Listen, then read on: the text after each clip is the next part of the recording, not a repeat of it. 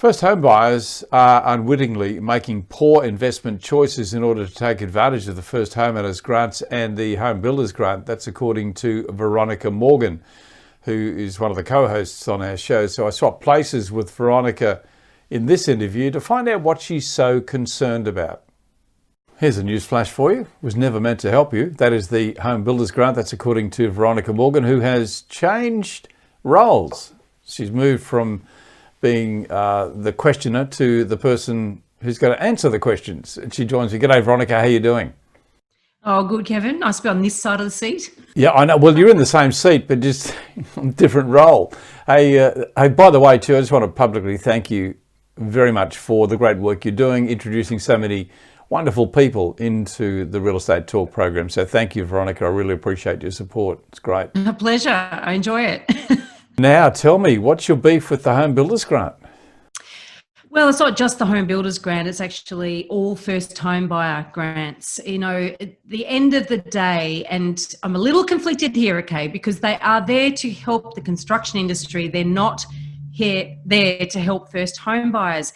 But first home buyers think, these are for me. I have to get everything I can get in order to get onto the property ladder. But what they're not realizing is really, as I said, it's not there to help them, it's to help the industry. Now, I'm conflicted because the reality is that if the construction industry is healthy, the economy's healthy, and I like a good economy just like anybody else. You know, let's face it, we roll with it. So I am a little conflicted here.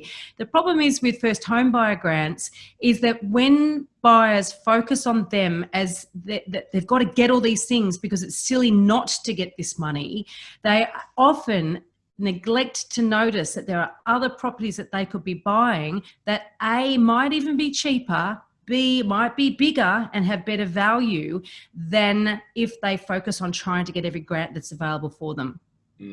And the point you make is very good too, because these grants are designed to help the building industry. They're channeled towards new builds, which could lead some buyers into off the plan type sales, which is a whole different topic, Veronica, isn't it? Well, it's aligned to this topic. So the thing is with the fact that most of these grants do have some sort of caveat or restriction that means that you get more money if you buy brand new.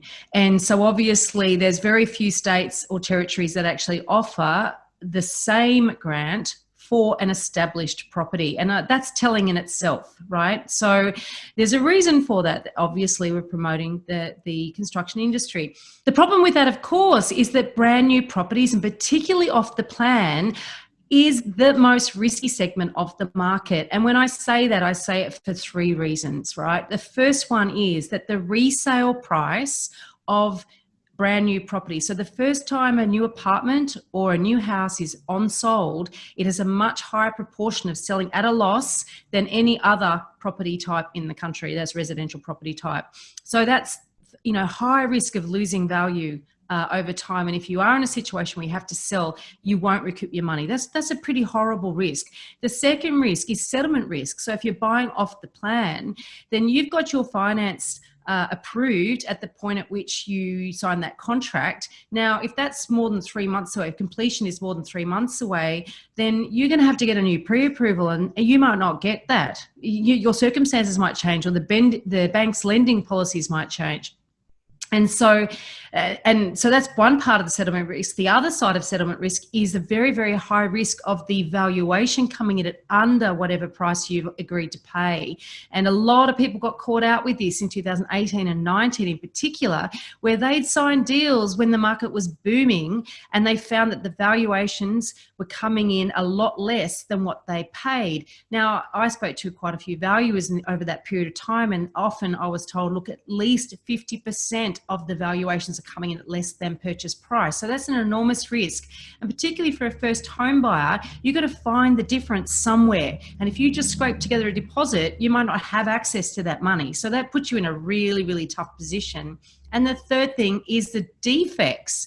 Now, if you buy a house and land package or a house and land, at least it's got a homeowner's warranty on it. That's some form of protection. But if you're buying an apartment and it's more than 3 stories or 4 stories or higher, there's no homeowner's warranty insurance on those buildings. So you are very exposed in a way that most first home buyers, in fact, most buyers at all, don't even realise. Gee, you've made some great points there too, and I think this is really just a forerunner, because I want to talk about the great program that you put together to help first home buyers. These are a series of webinars or live on Facebook sessions. Yes, look, Home Buyer Academy is putting together your first home buyer guide, and that's going to be an online course and mentoring program for first home buyers so they don't fall into these traps. We're just getting this thing off the ground, so we're working with a beta group as we speak, and it's very exciting. I'm so thrilled actually to be helping first home buyers, because often they can't afford a buyer's agent. So this is a way to get them expert advice at an affordable price. But we've been running these Facebook Lives every Wednesday night. Wednesday or Tuesday? Is it Wednesday or Tuesday? Wednesday nights, Australian Eastern Standard Time, 7:30 p.m. on the Home Buyer Academy Australia Facebook page.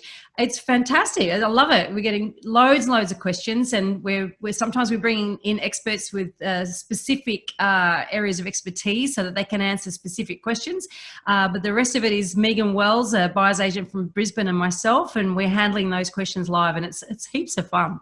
I'd love to get you and Megan on a show at some stage just to talk about this a little bit more, because I think, Megan is a regular on a lot of my shows, and it was great to see the two of you get together to do this. We'll throw that link, by the way, to that Facebook link in the commentary below. You mentioned that it's a beta group. When's it going to be available to anyone?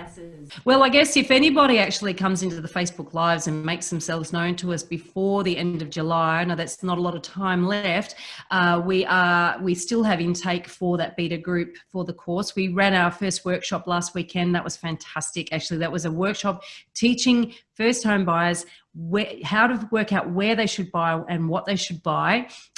Really great feedback from that. So yes, so our first intake is from the 1st of August. And that's going to be run for 10 weeks, and then we'll be actually launching it for everybody. But that first intake is at a big discount too. I'm not going to tell you the price here. If they're interested and they want to come into the Facebook Live, they can, as I said, make themselves known, and we're happy to share the links for that.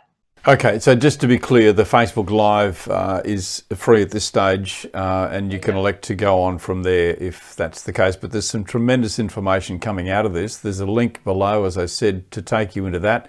And there's an invitation for you, even though it's a beta group. If you sneak into it, you might just be able... you've got a library too, haven't you, on the website of your past episodes? Yes, actually, all the videos from the Facebook Lives we're putting up there. So every week there is an hour-long Q&A. They're mostly themed. The first one was quite general, but every week we do have a theme around the topic. So we've covered things like, contracts, pre-settlement inspections, what to ask for in a strata report. We've covered, how to accelerate your deposit savings, without taking crazy risks. We've covered, what have we covered? We've covered, how to actually finance your first home and looking at mortgage structures, et cetera, and auctions, of course, because I've written a book on that. What else have we covered? Anyway, anything to do with buying your first home. We covered off the plan in great detail. There's a lot there.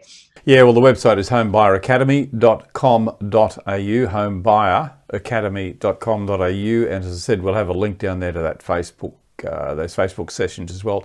Good on you, Veronica. I'll let you jump back in the chair, but you can take control again. But thanks, Veronica. Look forward to catching up with you again soon.